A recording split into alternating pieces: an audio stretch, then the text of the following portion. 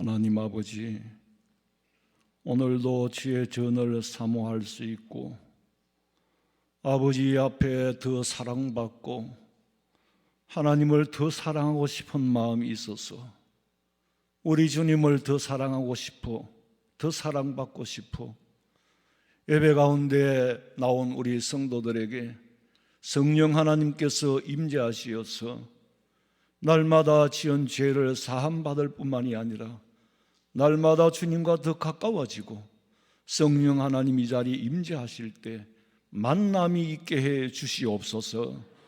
다시 오실 예수님의 이름으로 기도하옵나이다. 아멘.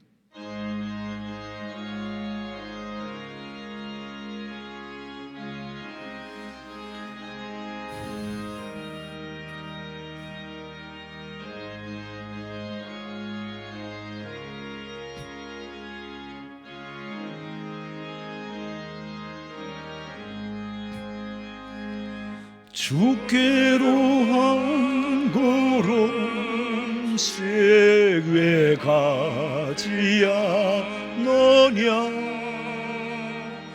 내 죄를 자복하고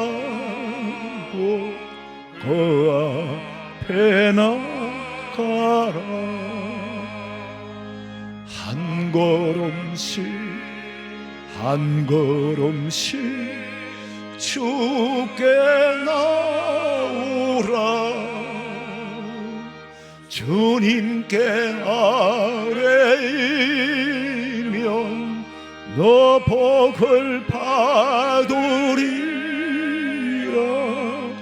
값없이 정원해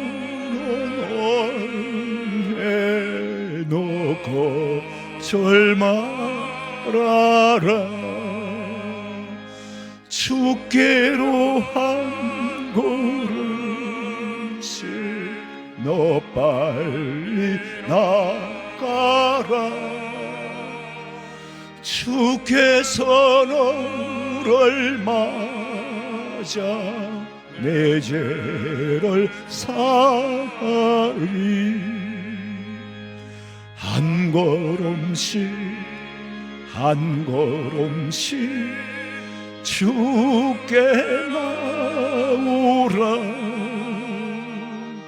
주님께 아뢰이면 너 복을 받으리라 값없이 주는 은혜 너 거절 말아라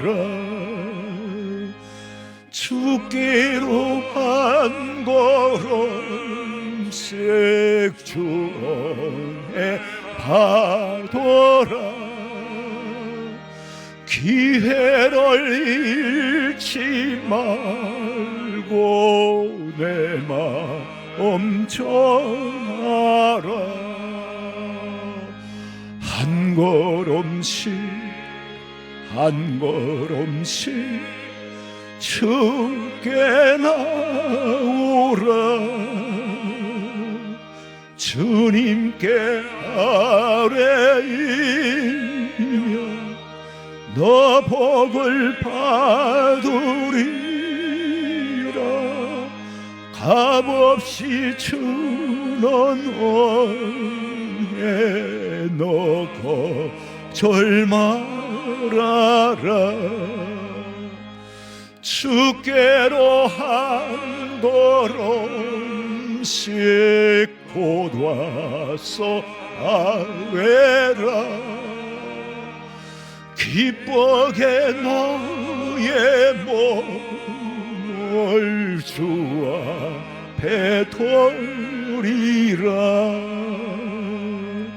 한 걸음씩 한 걸음씩 주께 나오라 주님께 아뢰이면 너 복을 받으리라 값없이 주는 은혜 너 거절 말아라.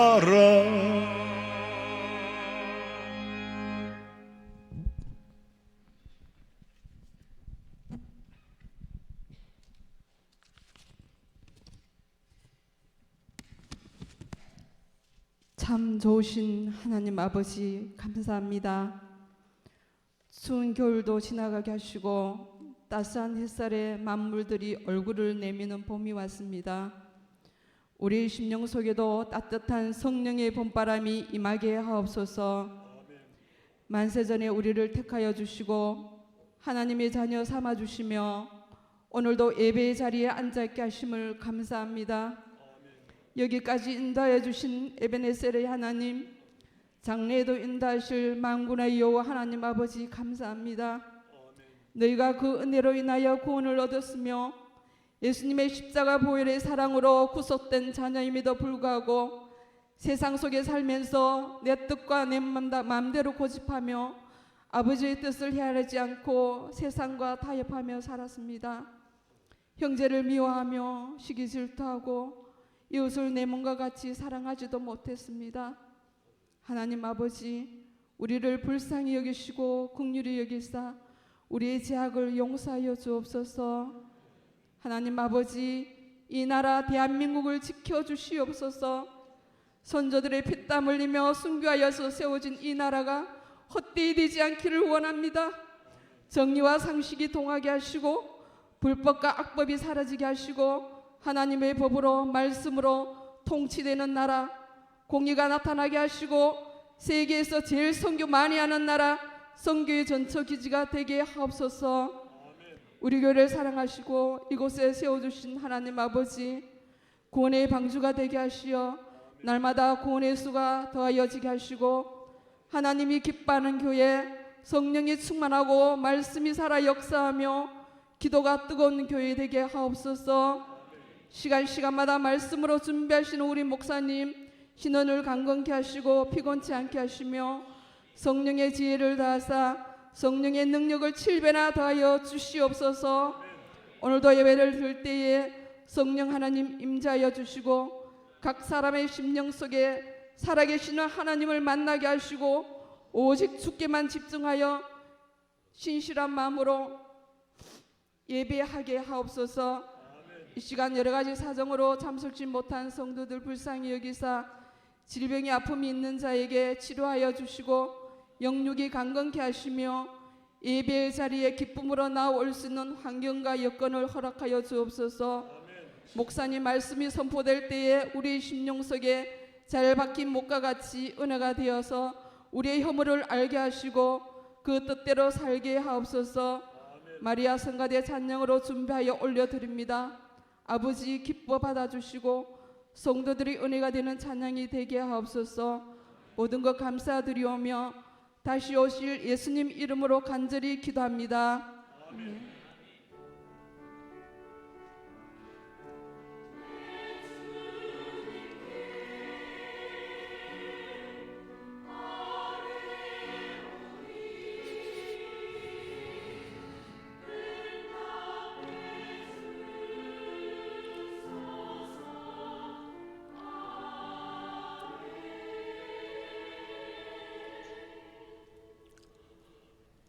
하나님의 말씀은 갈라디아서 3장 23절에서 29절 말씀까지, 갈라디아서 3장 23절에서 29절까지 우리 천천히 읽으면서 이해가 될는지 한번 뜻을 생각하면서 같이 읽겠습니다. 23절입니다.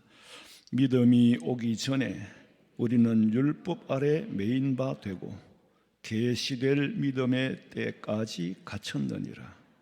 이같이 율법이 우리를 그리스도께로 인도하는 초등교사가 되어 우리로 하여금 믿음으로 말미암아 의롭다함을 얻게 하려 함이라. 믿음이 온 후로는 우리가 초등교사 아래 있지 아니하도다.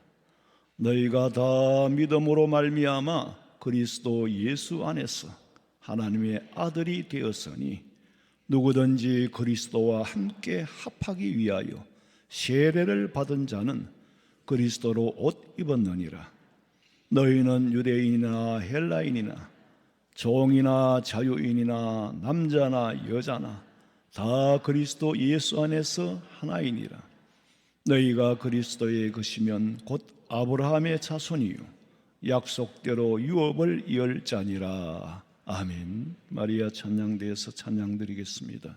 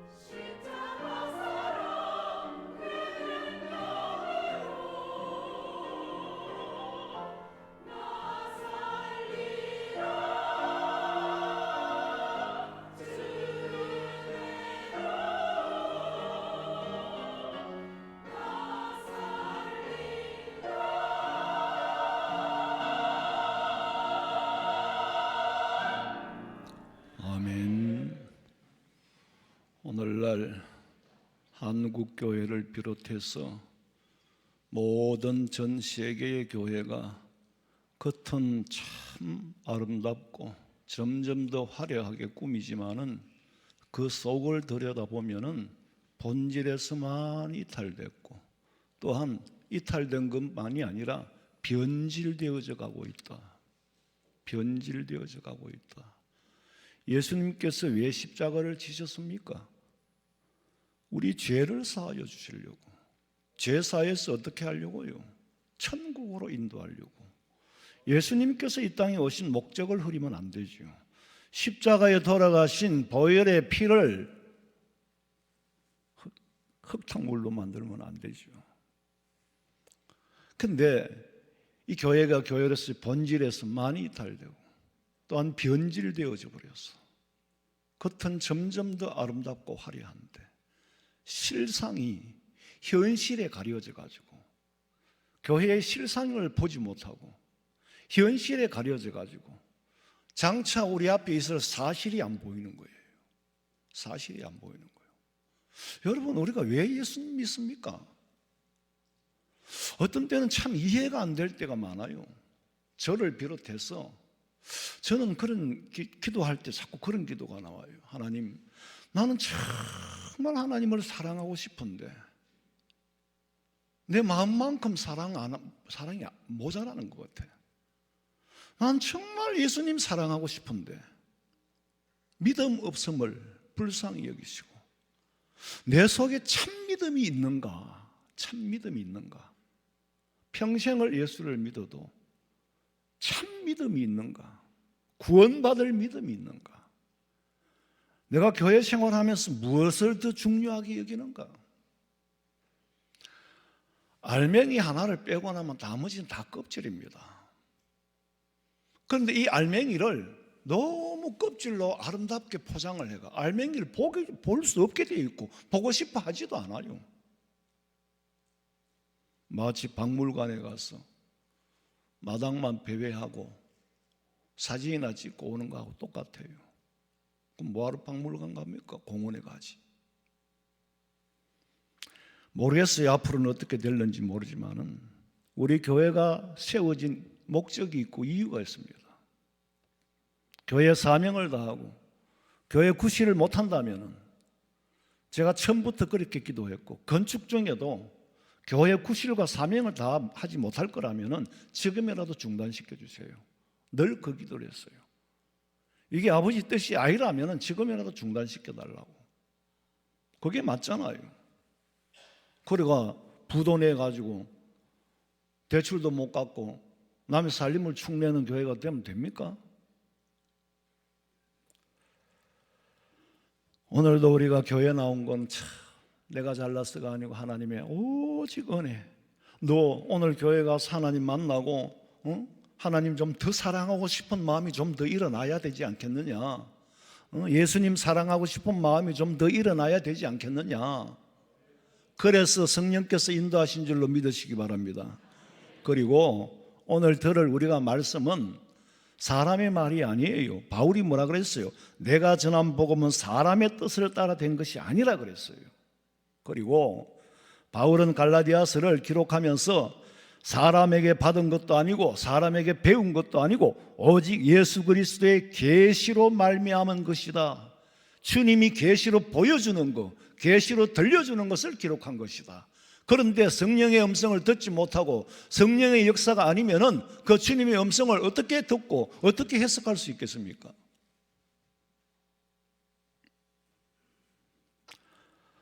모든 성경은 사람에게서 배워서 인간이 연구해서 기록한 게 아니에요. 어떤 말씀이든지 하나님의 계시로 인간에게 주어진 말씀인 줄로 믿으시기 바랍니다. 하나님의 말씀이다 이 말이에요. 사람이 지었고 배우고 그게 아니다. 바울이 오늘 그러잖아요. 내가 전한 복음은 사람의 뜻대로 된 것이 아니고 받은 것도 배운 것도 아니다. 지난 시간에 강해를 계속 이어서 합니다. 우리가 아무리 예수님을 잘 믿는다고 해도 마음에 진정한 평안이 없으면은 믿음의 단계에 들어간 건 아니에요. 하나님이 주시는 믿음은 반드시 평안과 함께 믿어지는 겁니다. 평안을 빼버린 믿음은 믿음이 아니에요. 하나님이 그 믿음을 주실 때, 그 믿음이 뭡니까? 그 예수님을 믿는 거죠. 예수님을 믿는 믿음을 주실 때 그 믿음을 받은 사람은 하나님 이대로 주고도 좋습니다. 왜? 그 믿음을 받았거든. 에베소서의 믿음은 선물이라 그랬잖아. 네가 잘나서 믿어지는 게 아니야. 하나님께서 믿게 하시는 거야. 그리고 너도 열심히 주님의 사랑을 받으려고 노력하고 너도 열심히 네가 할 수 있는 거 사랑하려고 노력하는 거다. 그러나 믿음은 하나님이 선물로 주신 거다. 그러니까 이 믿음을 받은 사람은 이대로 죽어도 좋습니다. 너무 감사합니다. 너무 감격합니다. 하나님 사랑받았다는 그 하나 때문에 살고 죽는 게 문제가 아니에요. 이 땅에서 살고 죽는 문제 그 이상의 문제. 뭐 요새는 뭐 하도 이 유튜브가 많고 뭐 정보가 홍수같이 쏟아져 나오는데 100세를 살면 뭡니까? 120세를 살든 50을 살든 건강하게 사는 거에 그게 삶이고, 사실은 집에서 이제 바깥을 못 나오면 그건 1차 죽음이거든요. 사회학적으로 죽음이에요. 안 되면 이제 병원에 가면 2차 죽음이에요. 그게 3차 죽음 콧줄 다는 거예요. 4차 죽음 진짜 죽는 거예요.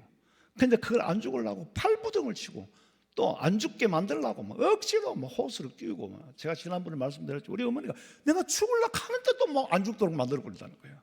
물리적으로. 천국이 있는데 우리가 죽음의 과정이 두려운 거지. 여러분 잘 사는 것보다요, 앞으로 잠깐이잖아요. 앞으로 다가올 어떻게 죽을까? 죽음의 과정이 두렵습니다.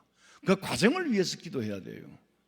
병원에서 병은 치료할 수 있어도 병원에서 죽음은 치료할 수가 없어요. 그 마치 죽음은 나하고 너무 먼 거리에 있는 것처럼 죽음을 얘기하면 아주 싫어해요. 우리는 죽음 문제를 해결하기 위해서 예수 믿는 거고, 그렇잖아요. 죽음을 뺀 무슨 뭘 믿습니까? 왜 믿어요? 그럼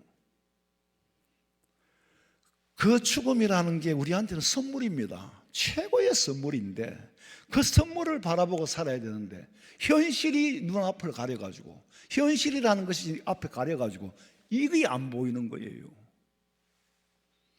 정말 잘 믿는 사람은요, 죽을 때 보면 알아요. 다 부질없는 일들을, 매일매일 후회할 일들만 만들고 사는 거예요. 우리는 한 단계 성숙한 진정한 그리스도를 닮아가는 성도들이 되기를 주님의 이름으로 축원합니다. 제가 지난 시간에 말씀드렸죠.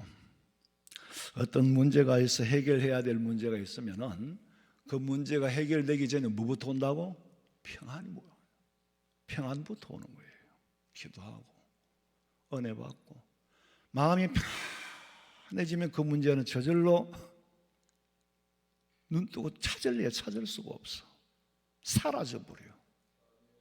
아무것도 아닌 것 같이 돼버려. 그러니까 그 평안 속에서 또 감격이 나오고, 감격에 쌓여서 눈을 뜨고 보니까 문제는 없어져 버렸어. 살아계신 하나님께서 모든 문제를 해결하시는 거예요. 하나님의 사랑으로 가득 차면서 몸이 뜨거워지고 몸이 치유가 되고, 성경의 23절에 믿음이 오기 전에 그랬어요. 믿음이 오기 전에 도대체 이게 뭔 말인지 오늘 성경을 갈라디아서를 10번을 읽고 100번 읽어도 너무너무 읽을수록 어려워. 인간의 이성으로 읽으려면 아무리 읽어도 앞뒤도 안 맞고 뭐 도저히 무슨 말인지 모르겠어. 그럼 성경을 놓고 기도를 해야지요. 깊은 기도 묵상하는 거예요. 그럼 하나님이 퍼즐을 만들어줘요. 성경을 가지고. 그래서 한 구절을 깨닫게 되는 거예요. 한 구절을 깨닫게 된다고. 믿음이 오기 전에, 도대체 믿음이 오기 전에, 믿음은 얻는 거고 믿음은 믿는 건 믿음이 오기 전에라는 말이 이상하잖아요. 믿음은 그리스도예요. 그리스도께서 십자가를 지고 부활하시고 성천하시고 구원에 이르는 믿음, 그 믿음이 오기 전에 좀 더 신학적으로 말씀드리면은 아브라함이 하나님을 믿음에 하는 그 믿음이 내게 오기 전에는 나는 율법 아래 살았다. 예수님이 이 땅에 오시기 전에, 예수님이 오신 그 믿음을 믿기 전에는 우리는 율법 아래 살았다. 절대로 예수님은 율법을 폐하러 오신 분이 아니에요. 지금도 여전히 율법은 필요합니다. 그러나 율법을 가지고 구원받는 건 아니라는 거죠. 그 은혜적인 믿음이 내게 살아 역사하기 전에는 누구든지 죄에 매여 죽을 인생 편히 쉬기 바라나 아무도 자유할 수가 없어. 진정한 자유함을 얻을 수가 없어. 진정한 죄사함 받은 자의 감격이 어떤 것인가 느낄 수가 없어. 다 율법의 노예가 되어 있는 거예요. 믿음이 없으면 죄의 값은 뭡니까? 사망이에요. 그러니까 죄에 대한 공포를 가지고 저주의식에 매여 사는 거예요. 감기만 걸려도 죄 때문이고 시험에 떨어지는 것도 저주받은 거고, 참 믿음을 이해하지 못하고 갖지 못한 사람은 언제나 율법 아래 갇혀 사는 거예요. 율법이라는 감옥에 갇혀 사는 거예요. 은혜의 세계를 체험할 수가 없어요. 여러분, 큰 범죄는요, 알고 보면은 전부 율법 아래에서 오는 겁니다. 큰 범죄, 뭐 작든 크든 다 그렇지만은, 어떤 사람이 형님이 땅을 팔아가지고 현금을 많이 가지고 있다는 걸 알았어. 그래 이제 동생이 형님 집에 이제 도둑질을 하러 간 거예요. 가서 이제 살고 갔는데 다 자고 있어. 자고 있는데 돈을 훔쳐서, 성공하길 바라지 지금. 돈을 훔쳐서 나오는데 조카가 눈을 딱 뜨고 삼촌 하는 거야. 이거 어떻게 하겠어요? 삼촌 하니까 쉿, 삼촌? 어떡할래? 딜레마에 빠졌어. 하는 수 없이 데리고 나와서 그 조카를 죽였어요. 범죄 현장에 그걸 또 돈을 도로 갖다 놓을 그런 상황도 아니잖아요 지금. 옛날에 장사하는 사람도 그래요. 동대문 시장에 장사하는 사람들 막 전국에서 물건 띠러 새벽에 오잖아요. 아까 액세서리 그건 하나 kum 집 엄청나게 비싸거든. 액세서리 그 보기보다 비쌉니다. 그래도 그 시장에 장사를 잘하는 사람 손을 안 잡는다 그러잖아요. 왜? 그거 잡고 나면 그 사람 다 단골이 떨어지니까. 네가 암만 훔쳐가도 내가 단속만 잘하면 내가 네한테 벌이 물을 게 있다. 강도를 만나서도요, 대항을 하고 얼굴을 알아버리면은 강도는 죽입니다. 제가 강도를 만나봤잖아요. 아이고, 그 칼도 이마이 길어요. 4명이 강도가. 그때는 내가 대명동 살 때만 해서도 강도들이 많았어요. 대한 칼을 목에 탁 갖다 대는 거예요. 거기서 막 발부둥치면 쳐다보면은 죽일 수도 있어요. 일부러 예서 안 보려고 했어. 그러더니 목에 갖다 대던 칼을 머리에 탁 갖다 대더라고. 그리고 쿡 찍는 거예요 그냥. 그리고 지갑을 훔쳐가 도망을 갔는데 돈이 있나? 돈이 있나? 도망가고 차 타고 가는 것도 남봐도 봤어도 내가 놔뒀어. 어지간히 답답하면 저지 사겠나. 근데 그 다음 나중에 지갑은 찾았어. 하여튼 그런 과정이 있었는데, 간첩도 그러잖아요. 너 간첩이제 겨울에 뿌리면 죽일 뿐입니다. 몸보책해야지. 그러니까 이제 이 동생이 하는 수 없이 이 범죄 현장에서 잡힌 건 한 가지거든요. 그러니까 이 조카를 죽였어. 자, 도덕적 가책이나 율법적인 가책이요, 그 아이를 죽이게 한 겁니다. 법이 없으면 죽일 필요도 없지요. 양심의 법이 있어요. 도덕적 법이 있어요. 사회의 법도 있고. 가책, 내가 떳떳한 일을 하면 왜 조카를 죽이겠어? 양심의 가책이 된단 말이에요. 그 가책이 뭡니까? 죄만큼, 죄값하고 가책하고 무게가 똑같거든. 도덕적으로 가책이 없다면 아이를 죽일 리가 없고, 법적으로 가책이 없다면 아이를 죽일 리가 없지요. 그러면 살 수 있는 방법은 잘못한 죄를 회개해야 되는데, 회개하지 않을 때 도덕적 가책이 더 큰 죄를 자꾸 짓게 만듭니다. 이 죄를 키워가는 거예요. 그래서 대부분의 큰 범죄는 율법적 가책 때문에 오는 부작용이에요. 더 큰 죄를 예방하기는 하는 건 약은 뭔지 아세요? 회개예요. 회개라는 걸로 탁 잘라버려야 되는데 이게 안 된단 말이에요. 그리고 율법이라는 법 안에 갇혀 있으니까 저주의식과 불안과 공포, 이것만 생각하니까 이 결과가 결국에는 사망에 이르게 되는 거죠. 자유를 잃어버렸어. 하나님의 진노만 무서워하고 형벌의식에 사로잡혀가지고 영혼이 전혀 자유할 수가 없어. 두려움에 떨다가 더 큰 죄를 짓게 되는 거예요.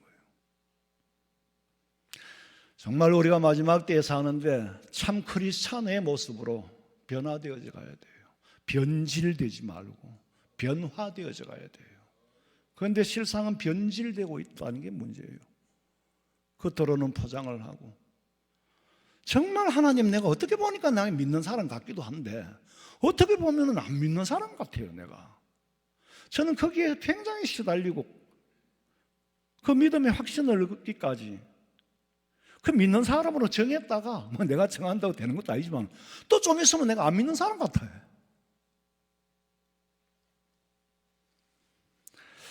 오늘도 여러분 뭔가 우리가 잘못한 게 있어요. 잘못한 것 때문에 또 원치 않는 죄를 지어야 되고, 그것을 회개하지 않을 때 계속 죄를 지어 그걸 끊지를 못하는 거예요.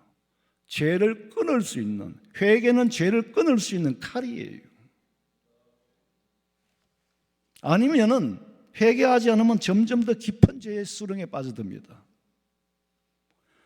24절에 보니까 이같이 율법이 우리를 그리스도에게로 인도하는 초등교사, 몽학선생이 되어, 파이다고고라는 말은 어린아이, 아고라는 거 인도한다는 거예요. 파이다고고스고로는 어린아이를 인도한다.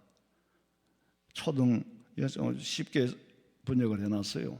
몽학선생이라는 것은 뭐 흔히 쓰는 낱말이 아니니까. 그리고 또 실제로 지금은 몽학선생이 없어요. 초등교사라고 해놨는데, 옛날에는 양반이나 뭐 대부분의 양반들이 부자지요. 상놈이 부자가 될 수가 없고 천민이 부자가 되긴 어려우니까 양반이고 좀 가문이 있는 사람들은 아이를 키울 때에 아주 엄하게 인격적으로 그런 사람으로 키우기 위해서 아주 어릴 때부터 선비를 모셔오잖아요. 예절이 높고 학문이 높고 그런 선비를 선생님으로 모시고 와서 어릴 때부터 거기에 글도 배우고 법도 배우고 그렇게 합니다. 요새로 말하면 뭐 과외교사는 그냥 성적을 내기 위해서인데, 옛날에 몽학 선생이라는 거는 그런 게 아니에요. 전인격적으로 교육을 시키는 그런 사람으로 아이를 거기에 완전히 맡겨버리는 거예요. 옛날에 태조왕건에도 보니까 마사부가 글을 가르치고 변사부가 무예를 가르치는데 거기 궁에, 여러분이 또 눈 한쪽 가린 궁에가 상둥이를 낳았어요. 그런데 젖도 안 떨어진 애를 두고 아들한테 몽학 선생을 두려고 해요. 몽학 선생을 두려고 하니까 연하왕비는 아직 젖도 안 떨어진 애한테 무슨 몽학 선생을 두고 거기에 맡겨야 되는데, 그러니까 막 둘이서 갈등이 생기는 거예요. 그리고 일반 가정교사하고는 달라요. 왕자에게 가르치는 자. 이제 진짜 오리지널 몽학 선생이죠. 몽학 선생은요, 왕의 아들 왕자라도 매를 들어 때릴 수 있어요. 왜? 맡겼으니까 매를 칠 수가 있어요. 근데 애들은 어때요? 선생님 말 잘 듣겠어요? 하지 말라는 걸 계속 하고 싶어 하는 거예요. 계속 잘못된 길로 가고 싶어 하고. 몽학 선생이 하는 일은 거의가 다 하지 마라, 하지 마라, 하지 말아요. 하라는 말은 별로 없어요. 여러분들은 애들 키우면서 옛날에 제가 그 상담을 우리 교회에서 문화교실에 상담을 그 개설을 해서 할 때 일주일 동안 집에서 자기가 쓰는 말을 적어 보라 그랬어. 애들한테 하는 말을. 근데 그걸 잘 못 적어 오더라고. 대부분이 보면요, 하지 마라, 하지 마라, 먹지 마, 손대지 마, 가지 마, 하지 마라가 90% 이상입니다. 여러분들이 실제로 지금 그렇게 하고 있어요. 그렇게 하고 있으면서 그렇게 하고 있는 줄 몰라요. 왜? 하지 말아야 할 일이 너무 많기 때문에. 몽학 선생은 하라는 게 거의 없다니까. 전부 하지 말라예요. 율법에도 그러잖아요. 살인하지 마라, 간음하지 마라, 도적질하지 마라. 전부 말라는 거예요. 하라는 거는 부모를 공경하라, 네 이웃을 네 몸같이 사랑하라.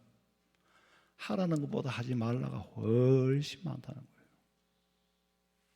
한국 사람들이 한국의 뭐 교육이 너무 빡세니까 우리 아이는 좀 자유스럽게 키우겠다고, 정말 지가 가진 달란트대로 키우겠다고 미국으로 갔대.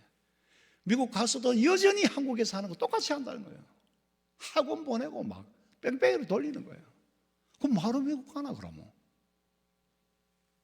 목적이 자유롭게 키우려고 데리고 갔으면 자유롭게 하도록 하지.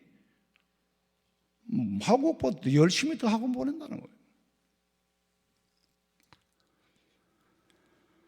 왜 하지 말라고 할까? 몽학 선생님은 왜 하지 말라고 할까? 하나님께서는 왜 하지 말라고 하실까? 우리가 범죄하지 않았으면 하지 말라고 할 리가 없습니다. 처음부터 따먹지 말아요. 그래서 하지 말라는 것보다 그전에는 하라는 다 허락을 했어요. 다 허락을 하고 하나만 하지 마라 그랬어. 근데 이 하나를 안 지키니까 다 하지 말라는 거예요. 하지 마라가 훨씬 많이 나오게 된 거예요. 그럼 왜 하지 말라고 할까? 죄를 짓든 뭐 하고 싶은 대로 하고 살도록 버려두지. 하지 말라는 이유가 있어요. 어디론가 데리고 가려고. 너 오늘 멀리 가지 마. 오늘 옷 갈아입히는 거 더럽히지 마. 오늘 일찍 들어와. 왜? 너 지금은 설명해도 몰라. 그래서 엄마가 하지 말라는 건 하지 마. 외갓집에 데리고 가려고. 어디론가 인도할 곳이 있기 때문에 하지 말라는 거예요. 네 몸대로 살아라. 이방인들한테는 네 마음대로 살아라. 이방인들한테는 율법이 안 주어졌잖아요. 그러나 그리스도인은 그게 아니에요. 어거스틴이 이런 말을 했어요. 하나님을 사랑하고 난 다음에 네 마음대로 하고 살아라. 하나님을 사랑하고 난 다음에 네 마음대로 살아라. 무슨 말이냐? 숙제 다 하고 놀아래. 숙제 다 하고 놀아라. 똑같은 거예요. 하지 말라는 걸로 통해서 인도해야 가야 할 곳이 있다는 거죠. 그래서 우리는 하는 수 없이 내 자신을 관리하는 수밖에 없어. 어떻게 관리하느냐? 스스로 규칙을 정하고 지켜야 돼요. 남이 통제를 안 해주니까 내가 규칙을 정하고, 저는 제가 이 생활 패턴이 뭐 다들 그렇겠지만 다람쥐 쳇바퀴 돌아갔듯이 밥을 먹으면 집에 불안해서 앉아 있을 수가 없어요. 사무실에 목양실에 나와야 할 때는 나와야 편안하고 가야 할 때는 가야 편안하고, 이게 세팅이 돼 있어. 멍 때리고 있을 때는 멍 때릴 뭐 그런 것도 없지만 가만히 머리가 놀면은 이게 불안한 거예요. 마치 운전하려면은 저는 그렇게 생각했어요. 항상 운전하는 마음으로 살아야 된다. 운전은 내 기분대로 할 수가 없잖아요. 내 기분대로 막 실내대로 막 밟아가 막 달리고 그러면 안 돼요. 규칙을 지켜야 돼요. 달리고 싶지만 신호도 지키고 브레이크도 밟아야 되고 교통법규를 지켜야 된단 말이에요. 그 신호등이 몽학 선생이에요. 사고 안 나게끔 신호가 없다고 생각해봐. 신호를 안 지킨다고 생각해봐. 싸거리에서 부딪히고 난리가 날 거예요. 여러분 자신을 인생을 운전해 가면서 자동차 운전하는 마음으로 하면 돼요. 브레이크를 밟아야 될 때 밟고 신호등이 있을 때는 쓰고 가락하면 가고 그렇게 운전하듯이 인생을 살아야 된다.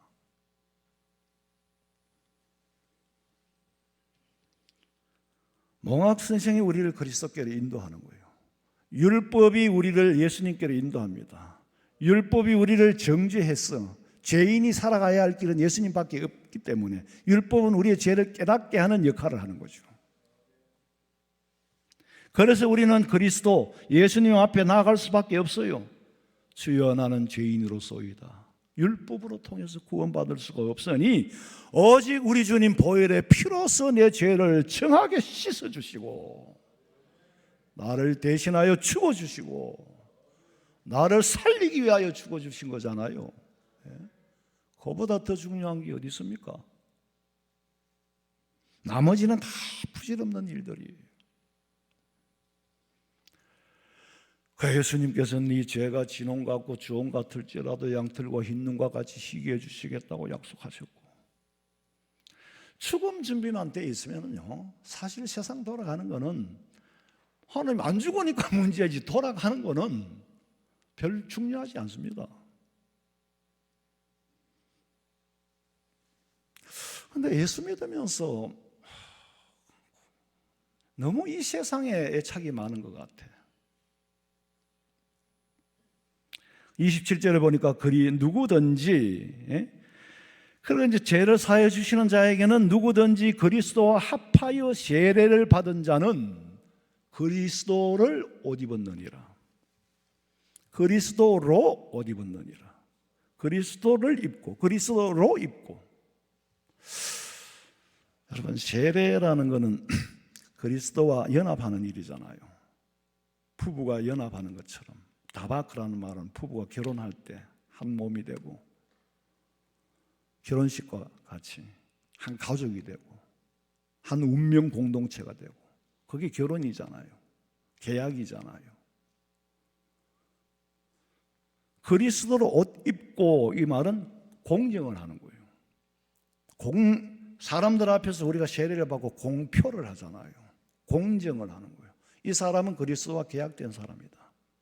그 계약에 내가 순종하기 때문에 세례를 받는 거예요. 옷 입는다는 건 지금 우리는 흔해 빠진 게 옷이지만은요. 옛날에는 노예는 옷이 없었어요. 노예는 신도 못 신었어요. 그저 외양간 같은 데서 자고 신발도 없고 옷 입었다는 것 자체가 이미 신분을 가졌다는 게 되는 거예요.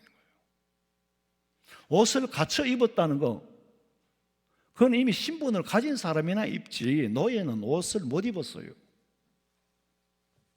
탕자가 돌아왔을 때 아버지가 목욕을 시키고 신발을 씻기고 가락지를 끼우고 옷을 입히고 이거는 완전히 이전의 아들의 신분으로 회복시켰다는 말이에요.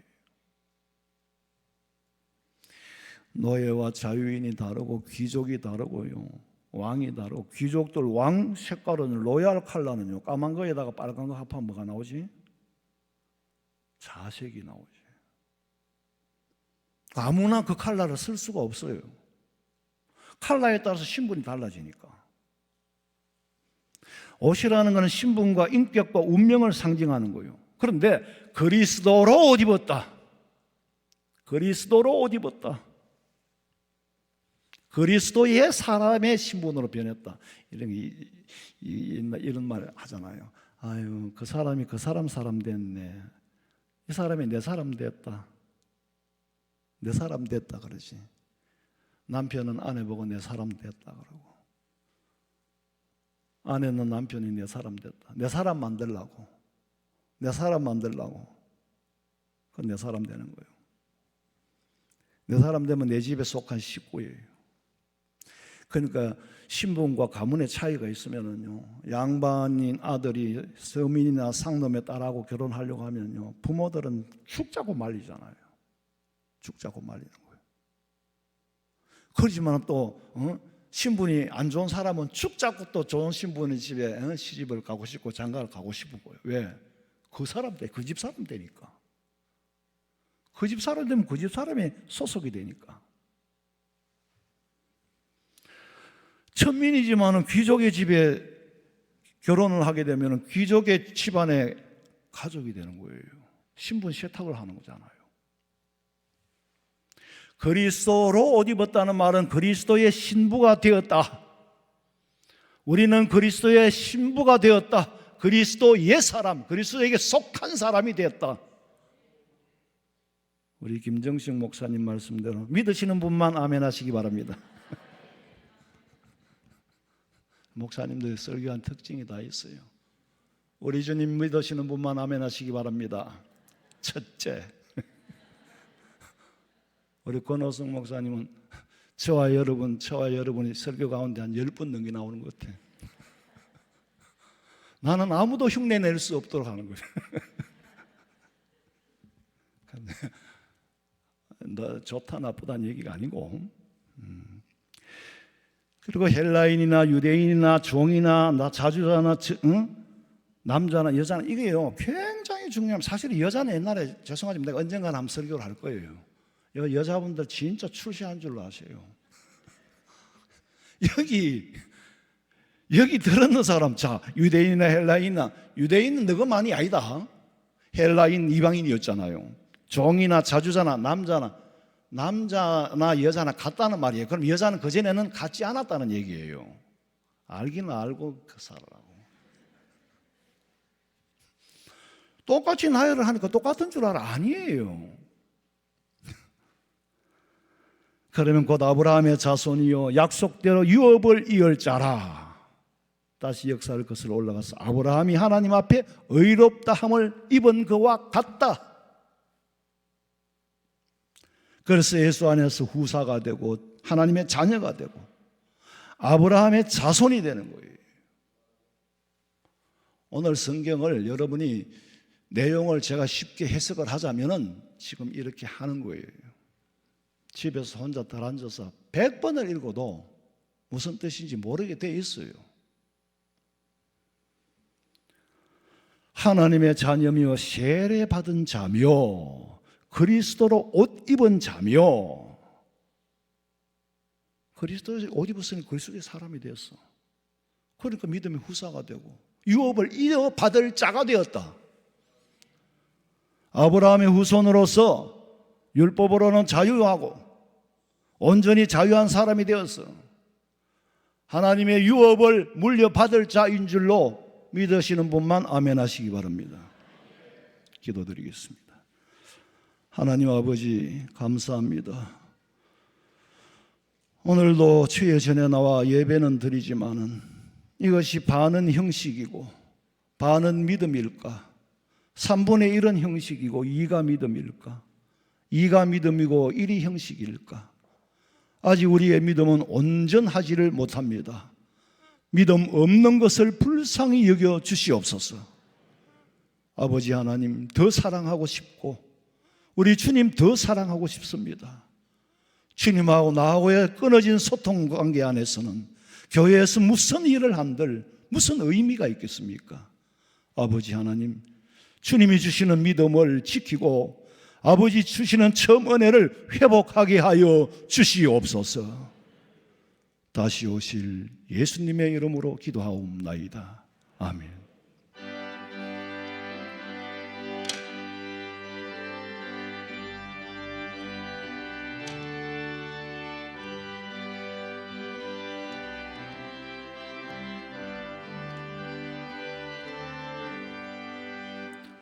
죄짐에 눌린 사람은 다 주께 나오라. 주 말씀 의지할 때에 곧 평안 얻으리. 의지하세 주 의지하세. 구하시네 곧 구하시네.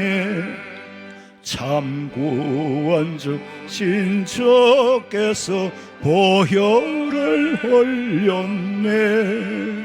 눈 갇히게 할 때에 온몸을 잠보세. 의지하세 주 의지하세. 구하시네 곧 구하시네. 길 대신 우리 구세주 널 인도하시네. 너 지체 말고 믿으면 참 복을 받겠네. 의지하세 주 의지하세. 구하시네 곧 구하시네. 온 성도 하나 되어서 영광길 걸으면 한없는 은혜 받아서 영원히 누리리. 의지하세 곧 의지하세. 구하시네 곧 구하시네. 예물 드렸습니다. 11조 감사헌금 장학헌금 드렸습니다. 기도드리겠습니다. 하나님, 예배하며 예물을 준비하여 나올 때의 그 기쁨이 가정의 온 기쁨이 되고 그 기쁨이 주님 앞에 서는 날까지 유지되게 하여 주시옵소서. 이 믿음이 아버지 앞에 설 때의 자랑이 되게 하여 주시옵소서. 다시 오실 예수님의 이름으로 기도하옵나이다. 아멘. 지금은 우리 주 예수 그리스도의 은혜와 하나님 우리 아버지의 그 놀라우신 사랑과 성령의 위로하심과 교통하심이 주의 전에 나와 그리스도로 옷 입고 어떤 신분인가를 알고 감격하는 우리 성도들의 머리 위에, 가정과 직장과 사업장과 자녀들의 앞길 위에 지금으로부터 영원토록 함께 있을지어다. 아멘. 아버지 믿습니다.